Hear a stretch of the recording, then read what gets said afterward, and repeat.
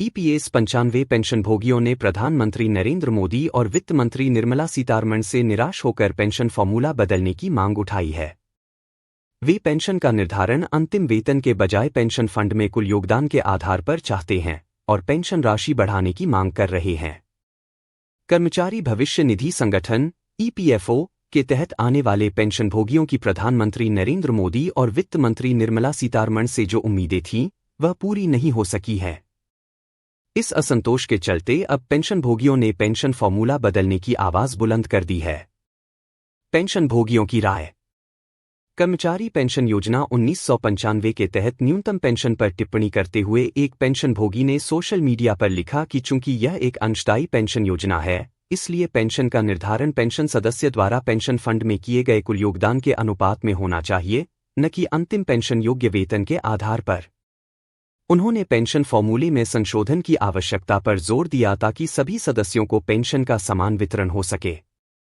वहीं सुखदेव सिंह का कहना है कि हम सभी मजदूरों का पैसा जमा कर इसका महीने का ब्याज से पेंशन हमें दिया जाता है, फिर भी हमारा मूलधन पैसा सरकार अपने पास रखती है और हमारा पेंशनर्स की मृत्यु के बाद उसका पैसा उसके नॉमिनी को न देकर सरकार खुद रख लेती है, जो कि गलत है। इसे बंद होना चाहिए, बल्कि इससे अच्छा तो ईपीएफ स्कीम को बंद कर इसमें जमा धन राशि पेंशनर्स का जो हक है, प्रिंसिपल अमाउंट है, वह पेंशनर्स को वापस लौटा देना चाहिए। हमें पेंशन नहीं चाहिए, हमारा पैसा हमें वापस करो।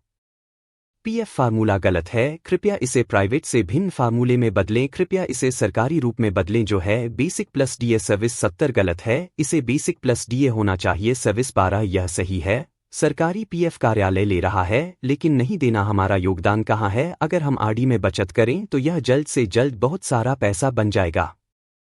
इरफान का कहना है कि पीएफ फॉर्मूला गलत है। निजी क्षेत्र के फॉर्मूले से अलग करते हुए इसे सरकारी फॉर्मूला में बदला जाना चाहिए। वर्तमान फॉर्मूला बेसिक प्लस डीए सेवा 70 गलत है, इसे बेसिक प्लस डीए सेवा 12 किया जाना चाहिए, जो सही है। सरकारी पीएफ कार्यालय हमारे योगदान को ले रहा है लेकिन वापस नहीं दे रहा।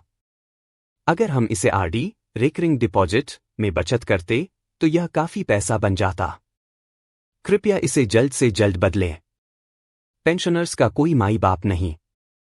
ईपीएस 95 पेंशन राष्ट्रीय संघर्ष समिति के रायपुर अध्यक्ष अनिल कुमार नमदेव ने ईपीएस 95 पर टिप्पणी करते हुए कहा कि पेंशनर्स का इस देश में कोई माई बाप नहीं है। उन्होंने कहा कि संसद में पेश हुए आम बजट से यह साफ जाहिर हो गया है। उन्होंने बजट की आलोचना करते हुए कहा कि हर बजट के बाद गरीब और अमीर होता गया है। आम आदमी न तो पूरी तरह अमीर की श्रेणी में आता है, न पूरी तरह गरीब की श्रेणी में। जनप्रतिनिधियों पर गुस्सा। अनिल कुमार नमदेव ने जनप्रतिनिधियों की आलोचना करते हुए कहा कि हमारे जनप्रतिनिधियों में 99.9% करोड़पति और अरबपति होते हैं।